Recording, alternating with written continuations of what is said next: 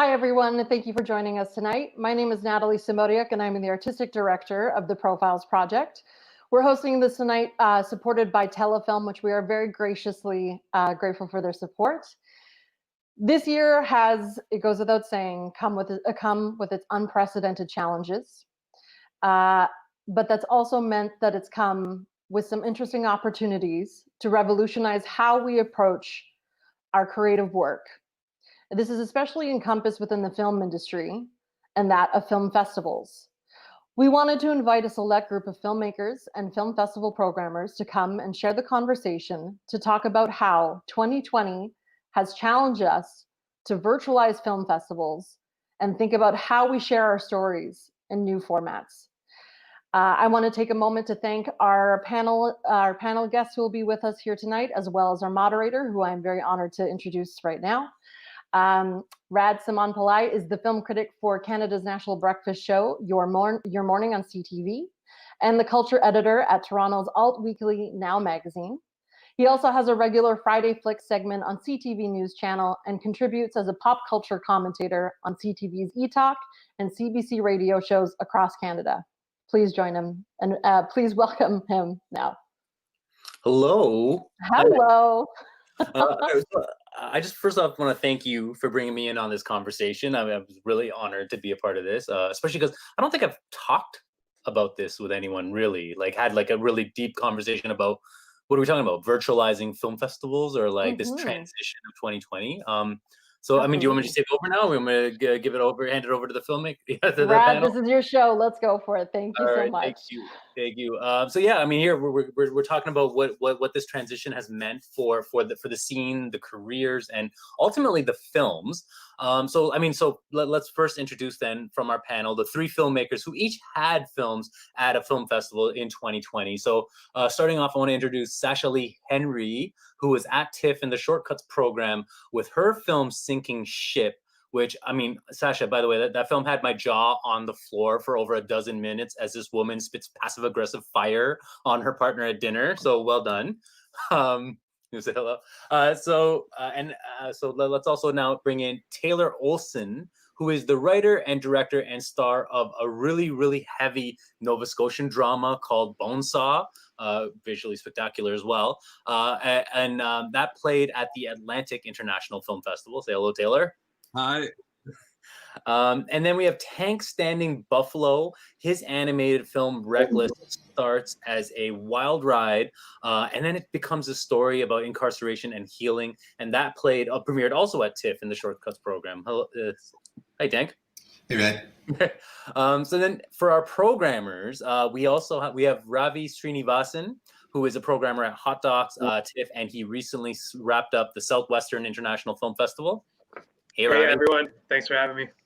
And then we have Curtis Wolashok, who is the director of programming at the Vancouver International Film Festival. Hey, Curtis. Pleasure to be here. All right, so I guess getting into the conversation. I mean, so the year's 2020. I want to actually flip it back though. We're at the tail end. Let's go right back to the beginning of the pandemic, and let's look at Ravi for a second. Because Ravi, you when this pandemic hit, it was like mid-March when we realized we had to shut things down. Hot Docs. You were programming at Hot Docs. What was that like? I imagine you had already had the films selected, and you were just figuring out maybe travel arrangements and plans and stuff. So when the pandemic hit, how did you pivot? How did the festival have to pivot? What did that look like from your perspective? Yeah, we had the program locked at that point, and we, had already started arranging for various filmmakers and stakeholders to come to Toronto for the festival. And I believe a decision was made roughly before our press conference was going to be held, and we needed to sort of, Shane and the team there had to make, a really tough decision to sort of, postpone the festival at first, because we were still optimistic that maybe a few months down the line we could put something on in the summer, but as we all know, it really just didn't really let up, and so we had to move to a virtual only offering. And for one of the first festivals to really be put in that position, I think the festival did an amazing job of doing that, and we're sort of the first sort of testing grounds of what the viewership and what the audience is going to be like from a virtual point of view, and sort of I guess, set a little bit the lay of the land for a lot of the other festivals in Canada following. Yeah, because I mean, it was the hot dogs that when you did offer, you had the geo-blocked offerings, right? Like was it like was it just geo-blocked to Ontario? Yes, I think there were certain films that were available across Canada, but I'd have to double check on that. But you could be right though that it was all Ontario, and certainly a lot of that is also with trying to work with a lot of the other major festivals operating in Canada, like VIF in Vancouver, and festivals in Calgary and out east as well. But then also a lot of those sort of agreements based on blocking come from the different various stakeholders and distributors we're working with who are really trying to also preserve their own viewership as they move into the streaming world. Okay. Well, Curtis, I mean, you VIF is then all you had the benefit of being able to watch it play out at Hot Dogs, watch it play out have the summer of planning, see what happened to TIFF. What did you learn? What were you able to learn from what those festivals did, and how did you apply that for VIF? We talked a lot to the Cleveland International Film Festival, which were another that went online very early on, about various streaming platforms, what they were using. We talked to Alan Black at Hot Docs as well about just the operationalization of the Hot Docs program. And then I actually forget when this first meeting was, but it was sometime in the springtime where a lot of the Canadian fall festivals, and Ravi was on some of these calls as well, representing TIFF, got together every couple of weeks, just talking about how their festivals were taking shape, what their kind of prognosis was for an in-person festival, an online festival, a hybrid festival, what we were looking at in terms of streaming platforms, geo-blocking. So it really became like if we want to talk about the benefits that came out of this, I think it was a much more collaborative and open conversation between those festivals that were all going to kind of overlap or come in very close proximity in the fall. And, that was an incredible benefit. I think it's been a year of festivals really being able to kind of bolster each other and put aside some of the long-standing things, be it like the premier statuses with TIFF and some of the other major fall festivals, or just, kind of having a more open conversation about titles that might be shared and where we were going with those and how we were dealing with filmmakers, things like this. Well, but what about then? Let's talk about the filmmakers, right? So I imagine I remember the first indication that shit was going down was when South by canceled, right? I was in a photo studio doing a photo shoot with a filmmaker when we found out that South by was canceled. And I imagine the filmmakers, you all might have, maybe you had already finished your film or you were putting the finishing touches with your film, but you already had plans to submit, or you were already submitting to film festivals. So let's start with you, Sasha. What was, when you found out about this pandemic, how did that alter what your plans were, or what you saw as the trajectory of your year? Oh, sorry. Are you muted? There we go. Yeah. So it altered it because of the physical presence for sure. Like for me as a filmmaker, going to film festivals, any of the film festivals I get to, I try to go as often as possible. I think that there's just a really intimate opportunity to build community with other filmmakers and to kind of build your audience, right? Because I think when you're starting out, there's the film, yes, but people are also interested in you as a filmmaker, and film festivals provide a space to be able to do that and meet with people in that way. So I knew the physical part was going to be out of the running, but I was fortunate enough to have been able to go to a number of festivals with another short before. But come hell or high water, if the festival was happening, I was submitting. This was the plan. This was the intention for the year. I think momentum like that, for me, how it felt, and for my team, I think to wait meant putting a lot of things on hold. And if festivals were still going to be going on, there were going to be submissions and content, and it could be my film. And I wasn't sure maybe how that might even change the number of submissions that a lot of places might be getting, or just kind of the capacity, because all the programmers would be home, not having to program maybe events, but in these other kind of meetings, are they more inclined to watch, a lot more festivals? I didn't know what it was, but I thought possibly that something in kind of the craziness of what's happening virtually might open up better chances for my films at festivals that might, Sundance, I think, quoted once, gets 8,200 short film submissions a year or something like that. And if that meant mine would have a better chance, I was very interested in that regardless of. So that's interesting. You saw this as an opportunity, or a window, an opening. What about you, Taylor? What was your initial thoughts when you saw what was coming down? It was hard to say because we didn't know what was going to happen, and we were kind of terrified, to be honest. Like I would like to say that we saw it as an opportunity. Mostly there was just fear of what is going to happen, what's going to happen with our film. Bone Cage is my first feature, and that's kind of an important film to release to the world and to do it now. And as Sasha said, that whole in-person experience with a film that is sort of as immersive or as heavy as our film is, being together in a room with a number of other people, the communal experience of that. The film is based on a play as well, and we try to bring that sort of immersive experience to it. Felt like it was super important. So to lose that, that's sort of the thing that we were almost most fearful of, is not being in the room with other audience members and with the community as we were watching it. Yeah. Well, and what about you, Tank? Like, when you realized that we were, like, what opportunities there were, whether it was going to be virtual or not, did it alter the way you were planning on delivering your film? Well, in March, I didn't even know that my cartoon was submitted to any festival. Oh. It was really my producer's doing. So I don't know if I knew in March that I was even going to be doing this. Right. Oh, I mean, did you even have it? Like, did you even know you would be in festivals to begin with? Like, was that ever part of the game? But that was a bonus for you anyway, right? Like, yeah. All good.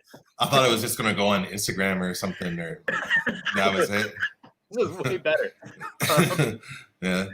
Okay, so then, like, tell me, okay, like, now a bunch of you mentioned, like, the loss of the physical aspect, the social aspect. I mean, I want to put this to the programmers first. Like, I mean, I think one of the big, it's obvious that we're losing the social element is the big loss when we're talking about a festival, but it's also, I mean, it's like beyond just what we're missing out in terms of our interaction at a festival. Let's start with just bringing an audience to a festival. Like, how do you direct an audience to come watch a film virtually at a film festival when they could just, if it's virtual, they might as well just pop on Netflix? Like, how do you like, the sheer eventness, I think, of TIFF is what TIFF, or of whatever festival, the eventness, the social party after and whatnot, that's what brings people out to these things. When you don't have that, how do you draw them in?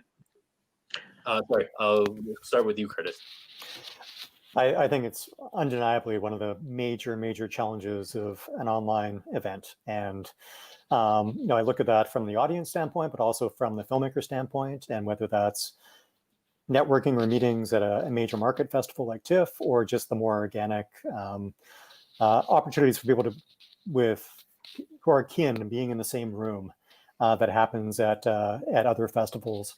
I think that the awareness of things in Vancouver, as with many cities, most of the major arts events had to cancel over the summer. None of the music festivals happened. So our festival perhaps had the benefit, if you will, probably the wrong choice of words, but being one of the first major cultural events to have happened in the period of time it was supposed to. DOXA, the documentary festival, was able to go before us, and I think helped kind of get people attuned to how to use an online festival and get excited about it. And then we really focused on how could we make our festival very accessible. So we had, relatively low ticket price point, but then a really much like a very accessible festival pass price of $60 for all the films in the festival. And, we went out to our audience base beforehand with a survey saying, like, how many films do you think you would watch in a 14-day festival?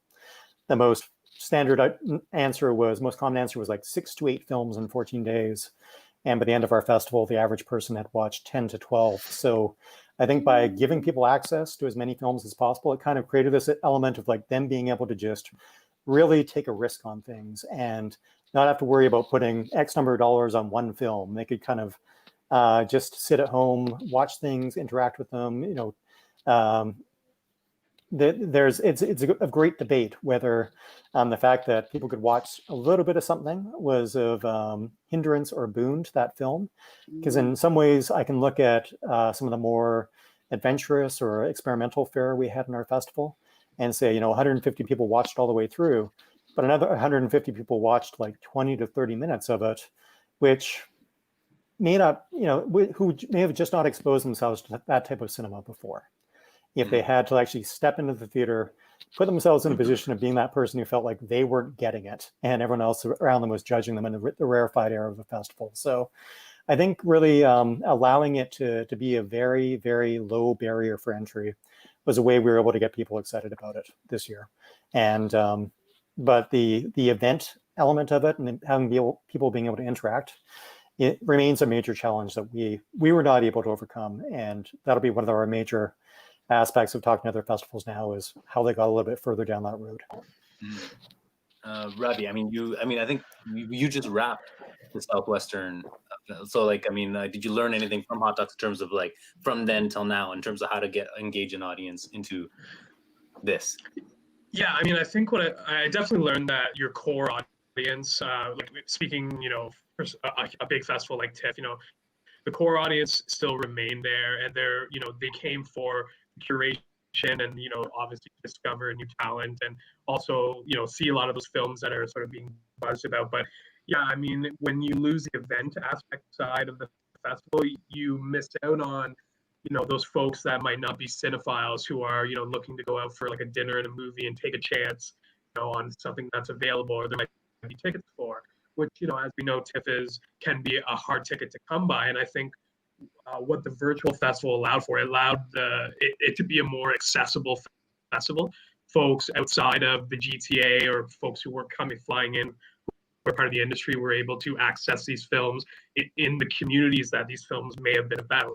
And I think that is certainly an important avenue. But on the other side of it though as well, we're used to introducing some of these new filmmakers who are, it's their first feature and it's their world premiere, and they're selling out a 1,000-seat venue, and unfortunately because of the circumstances, we can't deliver that to give that filmmaker their sort of big moment. And also all those opportunities with press and meeting other people from international festivals, the greater accessibility to sell their film in other territories. Those things, I think a lot of bigger festivals like TIFF are learning how to offer those experiences and opportunities in this kind of a space. Sorry, let me put this to the filmmakers then, because what I'm noticing already, like even when we do a thing like this kind of panel, which we used to do on a stage, and we used to rely on an audience going oohs and ahs, and I would play off them and shit like that. Can't do that right now. I don't know what the audience is thinking about what I'm saying right now, and I'm sure you guys are all feeling that too. When you're premiering, Sasha, you've had films at previous shorts at previous film festivals before. Like compare that experience. Like you're seeing how an audience reacts when you add a live audience. What is this void that you're throwing your film into, and what's that experience like? Well, I think it does feel like a void, but I think I was very aware of that going into it. And I had kind of even shared a post like saying to people who were following me on social media that if you watch something at a festival, like it will take everyone will appreciate the extra effort to go online and tweet about it or DM them about it or something like that, because there isn't that feedback loop that you're used to. And so, I even reached out to, if I saw Concrete Cowboy at TIFF and I loved it so much, and I straight up DM'd Ricky Staub and I was like, I just love this film so much. Can we talk?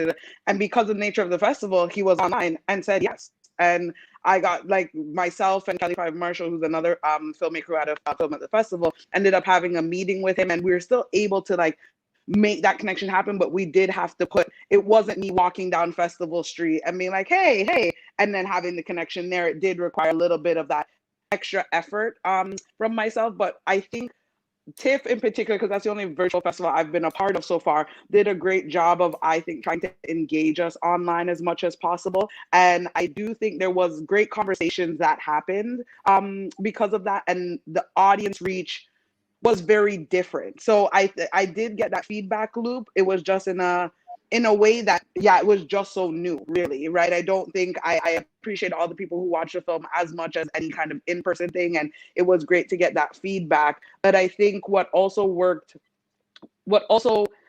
I think helped with my film, and I would wonder how different is, it's featuring a Black couple. The other film that I had produced was Black Bodies, which was very topical to the kind of collective awakening that was happening in the world. And I think the write-ups and press that we were able to get about it helped kind of prime it for people, because I'm sure what happens during the time when it goes online is you kind of get that Netflix feeling of like, what do I watch? And I think what Curtis was saying was really smart of what Biff did, of like creating that low barrier to access, right? That makes it easier to make the decision. And it's just kind of like, what am I interested in? And I think with the press that we had, that helped make people want to even have more of a conversation online. But it was a bit nerve-wracking, because you realize that, like, even though the film premieres at 6, like, people might not watch it at 6, which is another interesting thing, right? There's a bit of a window for watching it. So like, you could be online and ready to tweet and, hey guys, I'm live streaming the thing, and people will watch it and they're going to have all the intention, but it's not at the time, like the one screening time. So it gives you a ton of more people the opportunity to watch, but you don't know that, or like don't know how to like corral all of those views in a way that you can engage with as it's happening. So yeah. Yeah, well, I mean, Taylor and Tank, I mean, I imagine you guys didn't get to meet up with Ricky Stubbs online then. So like, tell me, like, what was your interaction then when you put your film out there? By the way, like, I know it feels like we're speaking out into the void, but the audience that is watching, you can go into the chat, go into the comments, and ask your questions through there. We will collect your questions and comments in there and put them to the filmmakers. But yeah, go ahead, Tank. Taylor, what are you saying? Okay, Taylor, you go first. I mean, the experience of putting your film into the void, of like what like, I mean, like compared to previous experiences of showing your film to an audience, like was there any way that the virtual experience compensated for the fact that you can't see what the audience is thinking or how they're reacting? Taylor, you want to go first? Yeah, sure. It was interesting, like Sasha's saying, that your film goes on and there's no like event to it is kind of interesting. You're just curious if people are watching it. I mean, in Nova Scotia and Cheapuktuk, Halifax here, we had a different amount of people that can meet than in Toronto or across the country, because our cases were very low at this point. So we could have 10 people meet together. So we had friends over and we watched it the first and second night that it was at the festival, and that made it feel more like an event. But it was odd to, like, you know, sort of like a certain way through the festival, we sold out, but we only found out because our friends messaged us and said, hey, I can't get a ticket or whatever, right? So it's a weird, so you had no idea that was coming, sort of thing. However, the one interesting thing is the community on the East Coast is really small, and people who go to the festival and, you know, watch films here is small. So we had a really active online presence, both from us and to our viewers during the festival, which was really kind of special. You know, the one thing that we sort of did miss was that hanging out around the festival and talking to each other and asking questions about each other's films. But the same sort of thing happened where we like FaceTimed or we messaged. And the thing that was interesting here is that, you know, like we had the 4 Atlantic provinces at the Atlantic Film Festival. All the people in like Newfoundland or PEI that could never travel to the festival could actually now see the films instead of waiting for them to be released in a general release, that's kind of neat. Tank, I'm almost afraid to ask because you thought your movie was going to go on Instagram, but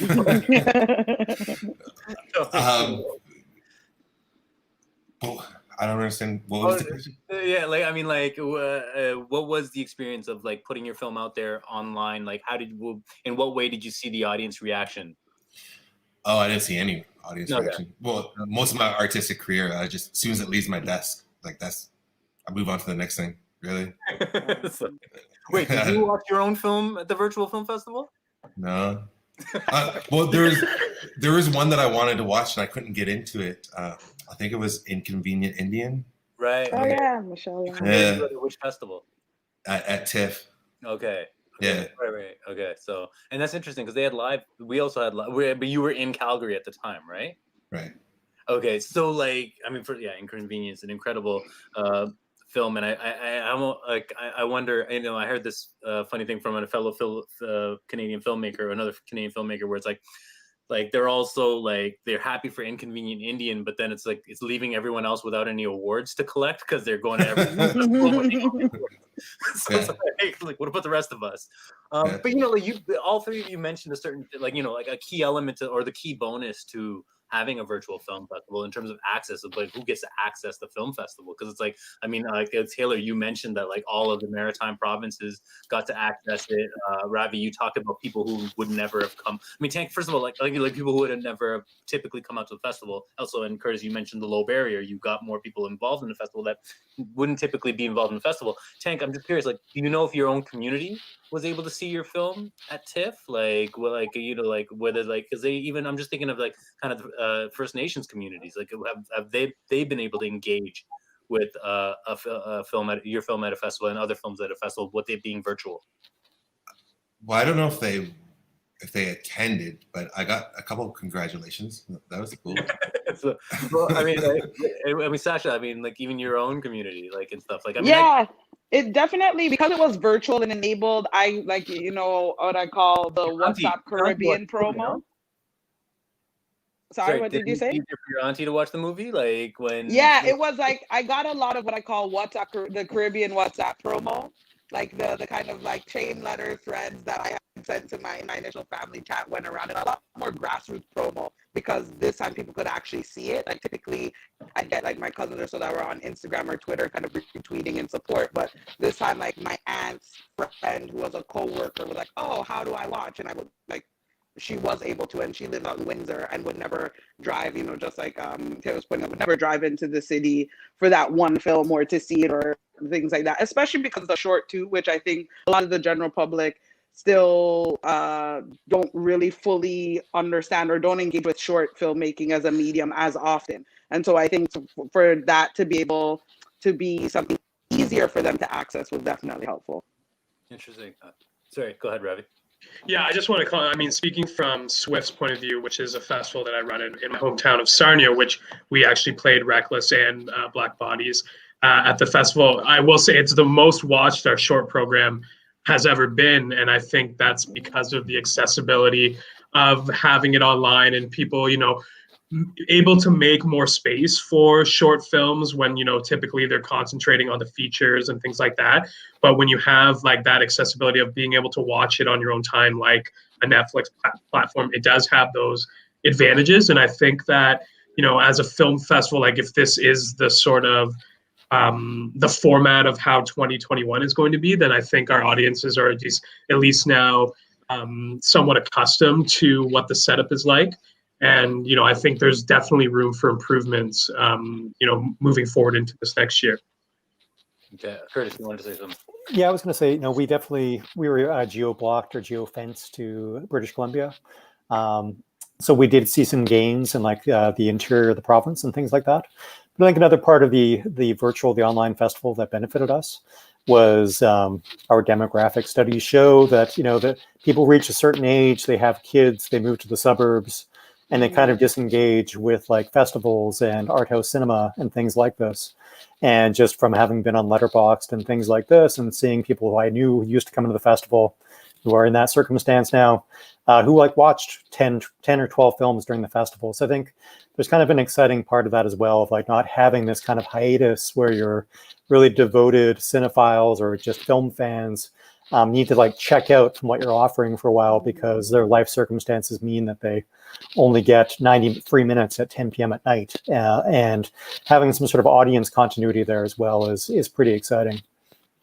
Well, I mean, it's interesting. You guys were saying earlier, the programmers, about how the festival did work together, right? I mean, and the geo-blocking comes into this because it's like, okay, yeah, like now you do have this. I mean, you said VIFF was geo-blocked to Vancouver, but TIFF wasn't. TIFF was all of Canada, right? Yeah, we noticed that. I mean, like, and like, I mean, this plays out the whole festival, like the whole festival circuit, where in the past, like, you know, these filmmakers, their films would travel the circuit. On the one hand, it must be amazing, first of all, to attend a film festival from Calgary and Nova Scotia, by the way. Like there's obviously this benefit that you don't like that there's not that burden. But then now, how did it like? Was there ever an issue about like sharing this content between film festivals, especially because it's going to overlap and come back to the same territories multiple times throughout the season? And I don't know which one of you want to speak to that. I'll speak on that. I think it's definitely, I think it all depends. Like, you know, for us, for my film, it's French language film, like Europe is a market that I'm really trying to break into. And most of my film is comedy, and it's mostly played in North America with like 1 or 2 European festivals. So it's really important to me to preserve that European premiere, or to be able to try and, like, you know, get a festival that will be able to share with the broadest audience. And so I'd probably be more watchful, but less so in America, where I don't know how many festivals might be interested in this like kind of art house French language film, right? You know, and so I think, because especially whenever you only have so much money for festivals, and you try to apply some kind of strategy in terms of what will have the film meet the best audience, that for me, it is something that I'm keeping an eye out for, because of things just like that, where like first I kind of assumed everyone was going to geo-block to their particular region, but then you read the fine print and you're like, oh, you're worldwide. Oh, the press is worldwide for this one, but it's just a city here. And so there are some interesting things, especially when it comes to yeah, I don't know how many festivals are still holding that exclusive premiere status as a thing, given the changes with the pandemic, but I am mindful of it. Any of the programmers or anyone else have? I think for ourselves, I mean, the decision to geo-block to BC was multifold. In part, it was what we were hearing in the spring, that filmmakers, for the most part, did want to reserve some sort of territorial exclusivity for their films. It means that, you know, with our dates falling right over Calgary's, overlapping completely, there would be some films potentially where we're like, well, if it's playing Vancouver, the Calgary, you know, is Calgary going to relicense that same film, or be concerned that we're going to take all the audience from it? So I think it allows film distributors to have, and filmmakers to have, these like kind of regional exclusives for their work.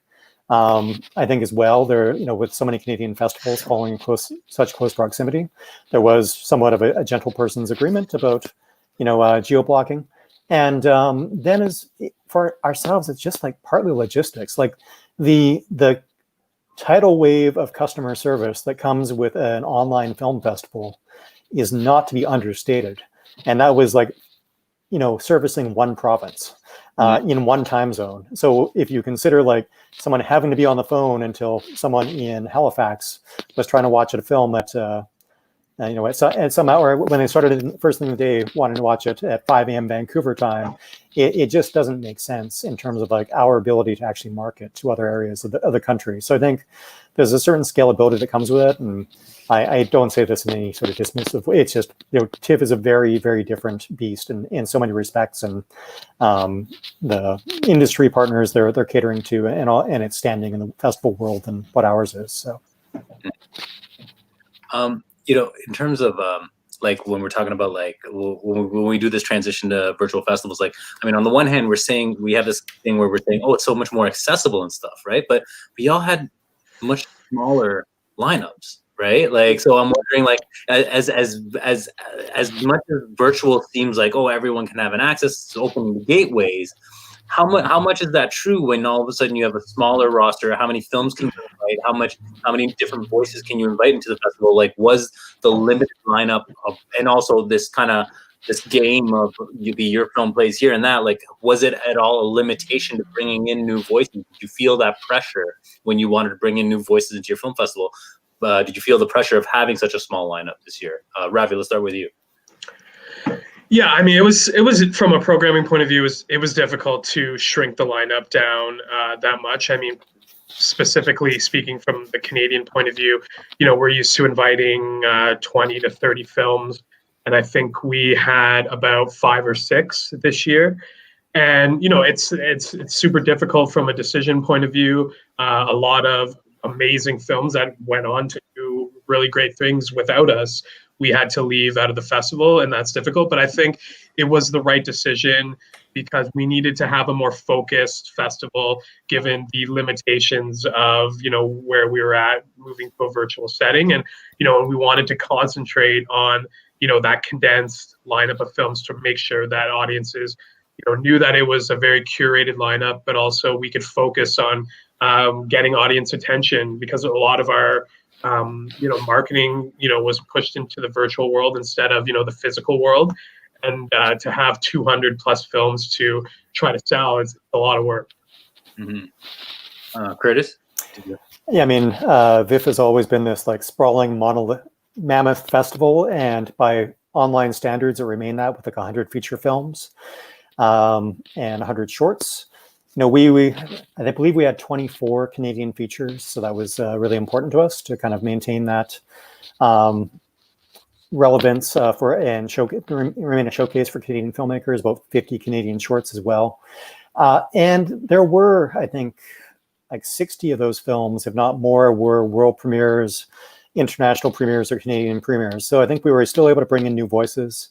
The Canadian program, I believe 40% of the lineup were by BIPOC filmmakers, and over 50% were by female filmmakers. So I think it really still allowed many opportunities to be really conscious about the stories we were sharing and who was telling those stories. But yeah, I mean, that said, there was still, really difficult decisions to be made. And, even at 100 feature films, like many quality films that were left on the outside looking in. Yeah. Well, I mean, like, let's talk to the filmmakers. Like, I mean, your experience in submitting films, I mean, you're seeing the smaller lineup. Like, Taylor, did you notice that it was especially difficult to get into festivals this year, would you say? Or more so than previous years, I mean? It's hard to say. I mean, this is my first feature, so I don't know. Did recognize the severely downsized lineups when festivals were announcing for the most part. And then a lot of festivals overseas are limiting their films to just their country, which they've maybe never done before. Some of these festivals, festivals that are even coming up, like Sydney in Australia, is an international festival that holds many usually international features. This year they're only taking Australian features, so there are impacts like that at different festivals.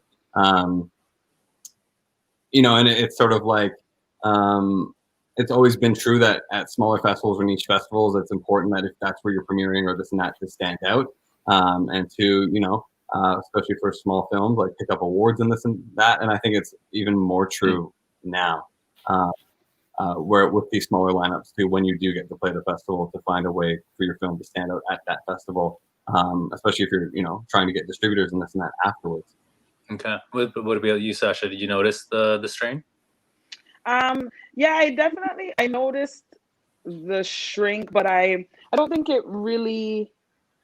The only thing that I think it did was kind of made it a little bit harder to figure out, some of the more, top festivals in each region that were that are the most popular you're familiar of, but it made it just harder to decide where to spend your festival money in terms of considering some of the things that Taylor was saying of just where is your film gonna have that best life. Because I would rather 5 people who are really interested in short films it play there than to say that it did play at a really big festival but maybe people didn't really watch it or didn't connect with it, or it kind of I felt like an afterthought there than going to a short film festival that's going to play it for their audience of 500 and they're only going to play 5 films altogether this year. So it just made me have to kind of rewire a bit in terms of just strategizing on how to spend the money, but I didn't really consider it in terms of whether or not I should, because I tried early on in my filmmaking career not to take the festival decisions personally, because there's so many other reasons that for these decisions to be made that aren't, it's not that your work isn't good or good enough, right? It just is, there's a program already built and it doesn't quite fit, or with this film, a whole bunch of other reasons. And so that made it easier in general, I think, kind of accepting maybe how the pandemic would affect acceptances overall. I thought you just want to be in a big festival, even if no one saw it, just so you can get those leaves around your film title or whatnot, like you were here. We're not that bad. I mean, that's not nothing, but I think with my first film, Bitches Love Brunch, I really found the value in the regional, smaller, festival, right? In the female comedy film festival, that audience is made up of people who love female comedy. Well, that's what I make, so that's great. Right, yeah. It's more to a more direct and potent on. So I really see, I see the value in the different personality types of every kind of festival. It was a huge win for us, obviously, to get into TIFF. I have such a long history with the festival in general as a former volunteer that it's like feels like that kind of milestone. But I mean, I appreciate the Oxford Film Festival as much as I appreciate the big dogs like TIFF. So. Well, I mean, like here, like I mean, and this is I wanted to lead this to this part of the conversation where it's like, I mean, it's not lost on me that we have a very like a diverse set of voices on this panel, right? I mean, it's like, and I'm not just saying like, yes, we have Sasha, who's a Black female filmmaker, we have Tang, who's an Indigenous filmmaker, but Taylor, it's like, it's just because you're white, you're telling a story of a very working class, like, you know, like regional, like rural story that the type of story that, you know, our systems don't often privilege those kinds of stories, even, you know, in all these respects. So just I'm wondering, like, even if the festivals transition, as the festivals this year transition to a virtual festival, as it seems more accessible, well, what are the ways that the unconscious biases and the systemic racism, the systemic like kind of like issues we have in the festivals of the past, how did they come back in the virtual space? How did they reintegrate themselves in the virtual space? And I know that's a big question, but like Tank, I mean, like I don't even know if I want to put it on any one of you right now. I'm not going to point a finger, but who wants to speak to that right now? Like about whether it's decision making, Ravi. Like, I mean, do you think of that like while you're programming? Oh, you're muted. Yeah, I mean, with that, with such a limited number of slots in programming, you know, we had to, you know, conversations came about of, you know, are we leaving out, you know, certain communities and like certain films, and like you know, these are conversations that happen in a normal year that we're always discussing and thinking about at TIFF, at Hot Docs, and even at a small regional festival like Swift. So, and yeah, with such a small lineup, you know, there are going to be communities and groups that we, you know, just couldn't fully represent in, say, in the feature program, but maybe we were able to highlight some of those stories in the shorts program. And yeah, those are, especially with the condensed festival, those are definitely the conversations that are going to happen, and not everyone is going to be happy, unfortunately. Mm-hmm. I'll just add to that I think a lot of festivals, I mean, everybody has a choice, but didn't have much of a choice if considering what was going on in the world. Like, it was at a point in time where like the attempt or this talk or starting to talk about certain initiatives to bring parity and BIPOC representation, like I don't think the world was not as a place just to accept the starting of those conversations. I think we, like a lot of festivals were tasked with like needing to respond to the lack of representation in media and film. And while yes, it's like, you know, that's a far leap away from some of the big studios that are also making those decisions and with those biases, but they were the first kind of cultural events that did start coming out and were still able to happen. That I think I would be very surprised that most, like if not all festivals, weren't having that conversation of like, we need to ensure that we are adequately reflecting the times and what the audiences are going to be like primed for, given what's been happening and covered in the world over the last 3-4 months before the fall season. Well, I mean, but even like when we talk about like the biases and stuff, right? Like, never mind just the programming, even like directing an audience to a movie.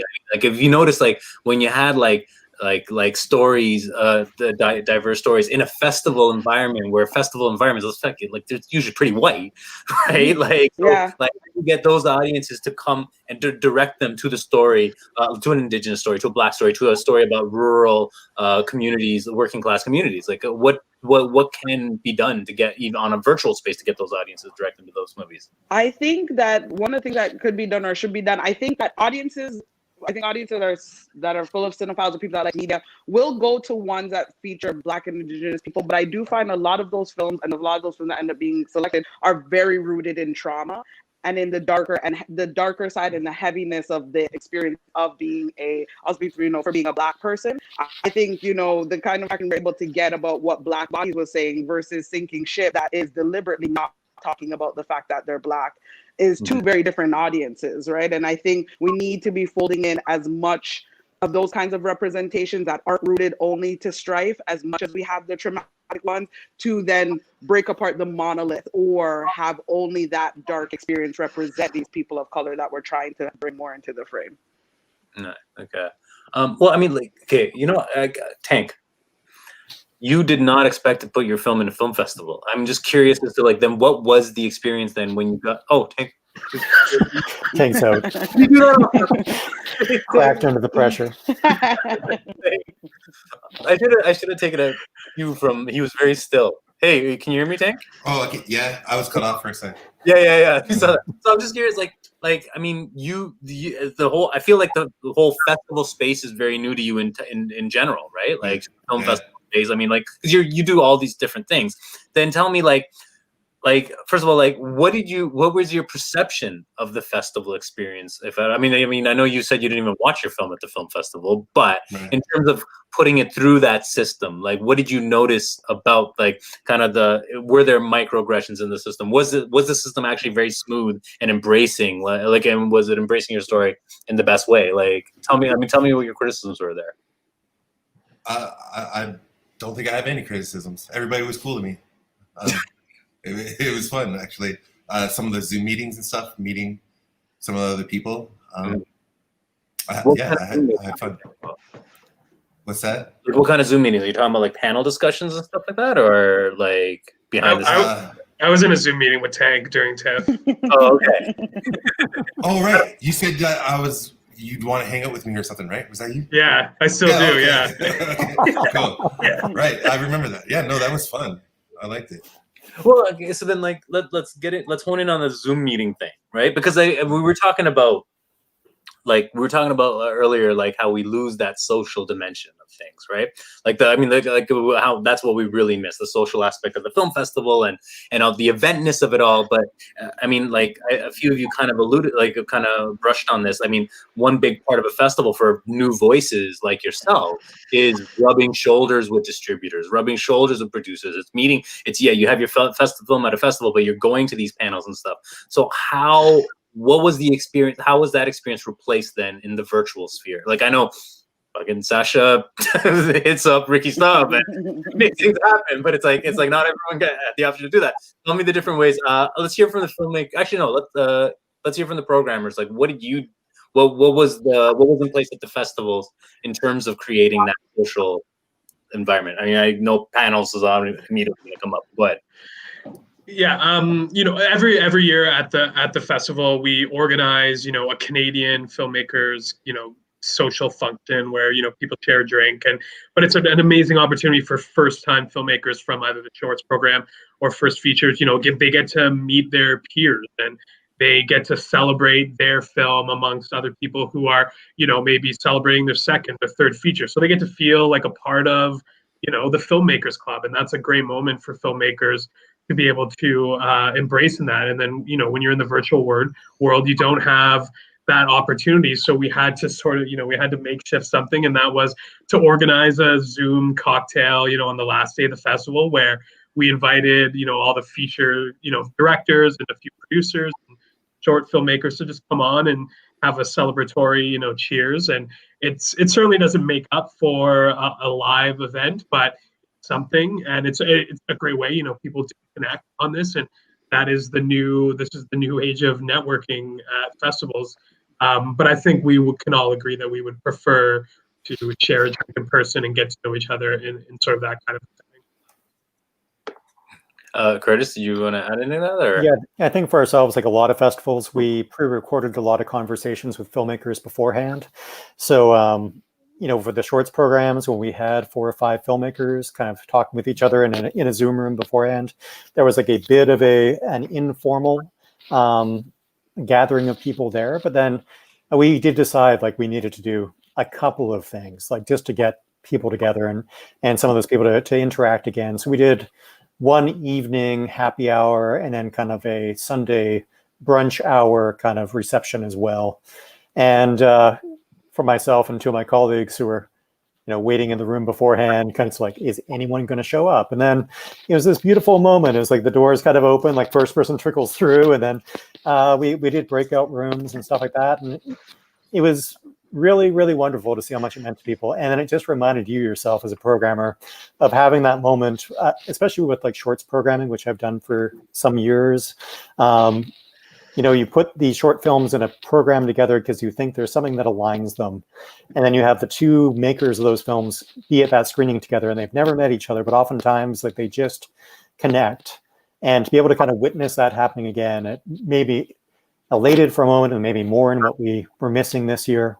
But if I could do it all over again, I would have planned like more of those throughout the festival, because people would kind of talk about what each other's films were, go and like watch them, and then like when we met again on the Sunday, like, oh, I saw your film. It was or if they saw it and didn't like it, they didn't say anything. You won. But I think that was and the other thing we did was we have like a lot of creative development sessions for emerging filmmakers. So we really tried to bring in even some first-time filmmakers to speak to those groups. We have a Catalyst mentorship group, and bringing in BIPOC filmmakers to speak to that group, where there's some shared lived experiences, and just finding different ways to integrate those filmmakers in the live components of our festival we had. So sometimes they were panelists, sometimes they were just doing one-on-one mentorships with filmmakers who are maybe in third or fourth year university, and creating some through lines for those like Vancouver filmmakers who can feel very isolated in the environment we're in right now, very uncertain about what a creative future looks like for them. But to start building both a peer network and then like a network of those people just one step ahead of them. And I think just all those ways we could look at kind of integrating people into the festival. Right now, we're just talking about how we can do more of that next year if we find ourselves in a similar circumstance. Well, then let me, like, filmmakers, like, how did you rate these initiatives then, like the social aspect of it? Like, how did it all play out then for you?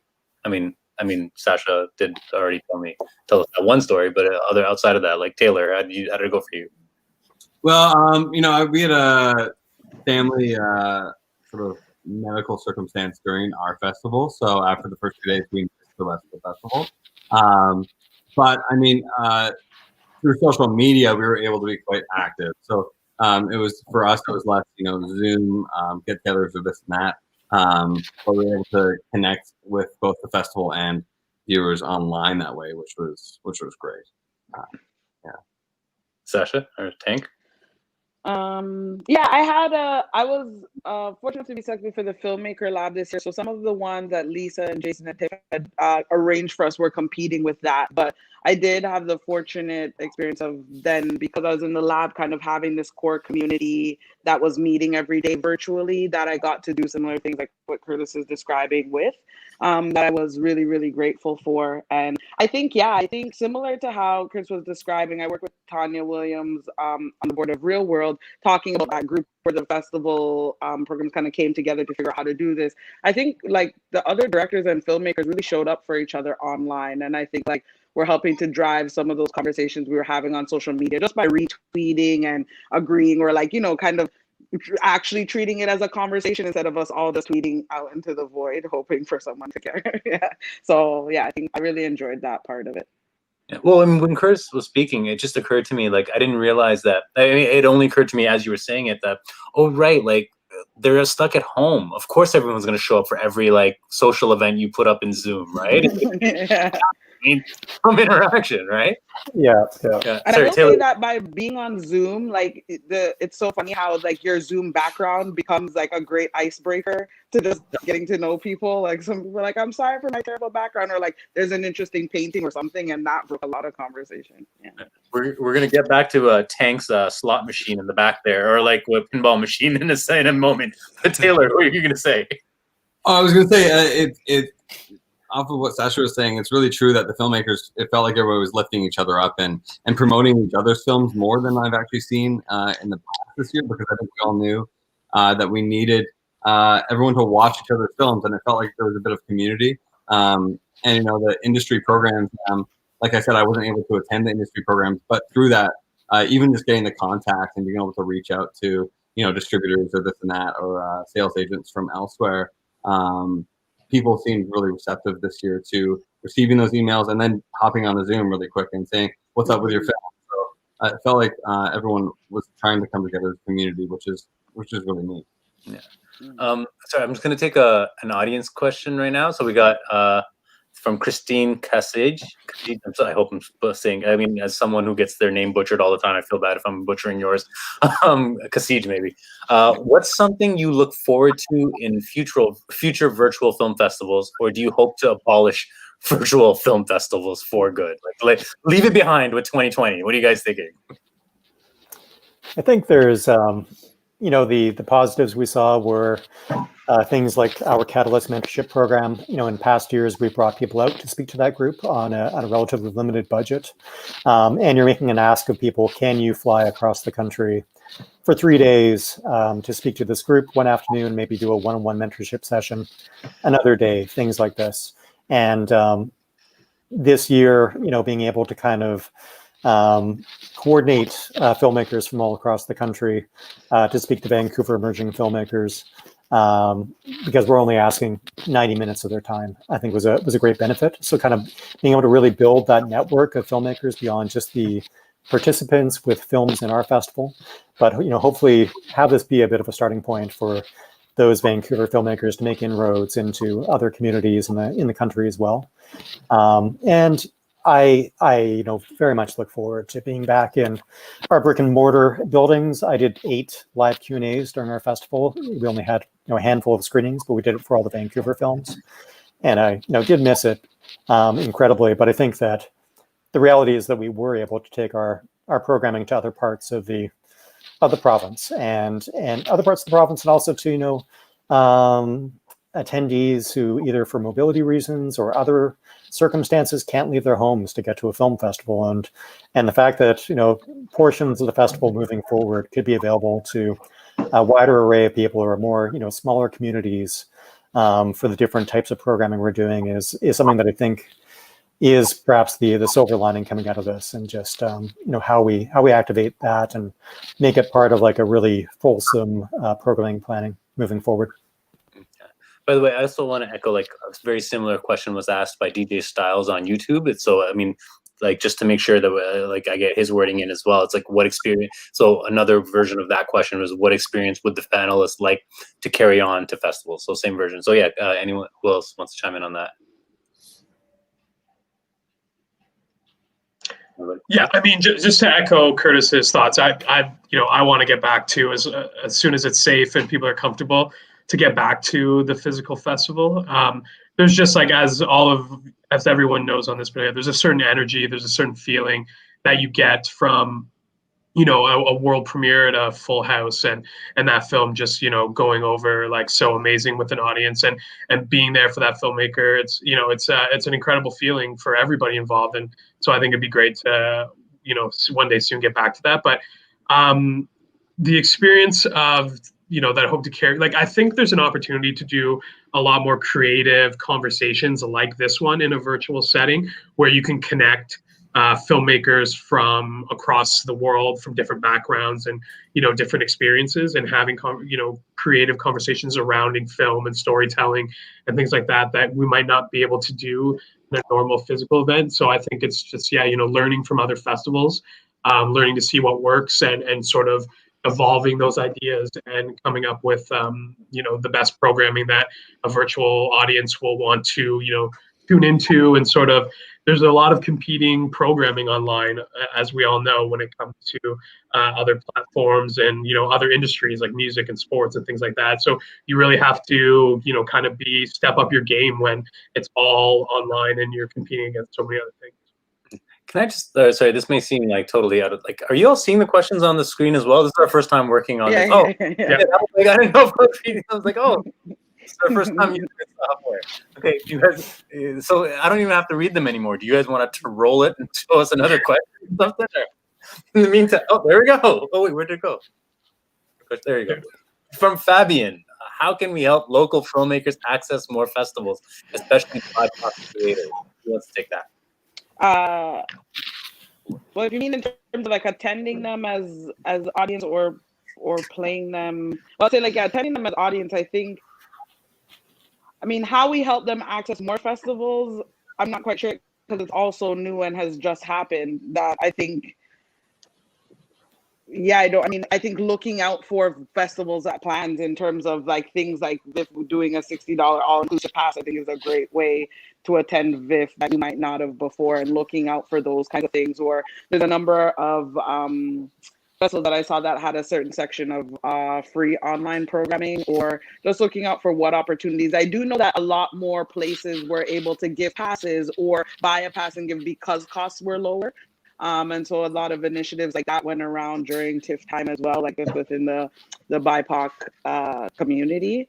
But I think as a filmmaker to premiere there, I think the advice I would say to BIPOC filmmakers, as much as any kind of filmmaker, is like look for the festivals that are you're trying to find your home for the films that will respect like your efforts and the work that you're making and the stories you want to tell.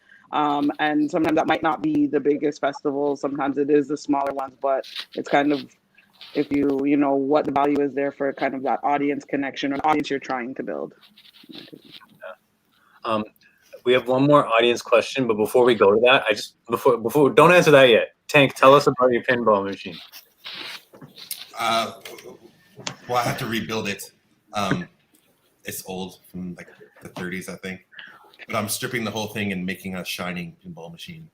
So wait, but like you haven't already worked that, because that looks pretty snazzy as it is. Yeah, it's old. I used to restore arcade games and pinball machines. Nice. Okay. All right. So, okay, do you want to give us the last audience question?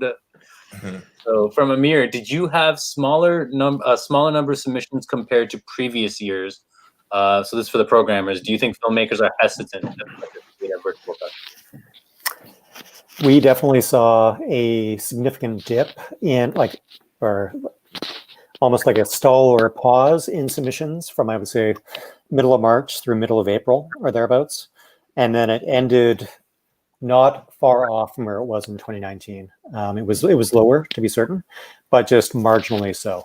And, we did some things like we lowered our regular and late deadline fees, kind of recognizing that a lot of people were already experiencing understandable financial hardship, and try to encourage or just make it, again, accessibility being important.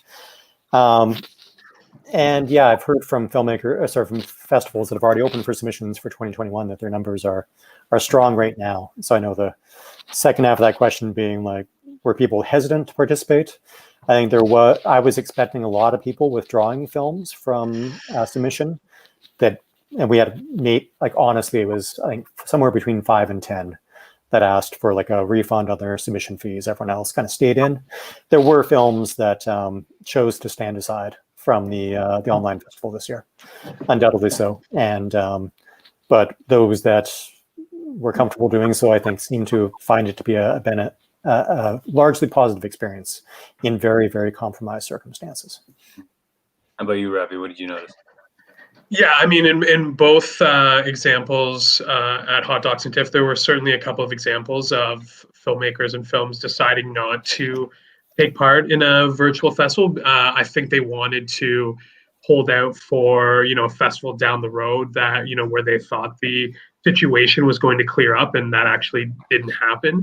So, I would be curious to know if some of those filmmakers actually regret that decision. But, there's also no harm in, holding out for this coming year. And, if you make the assumption that there weren't a lot of films that were able to be completed, at least as many as there were in 2019, then, those chances might hold up for you.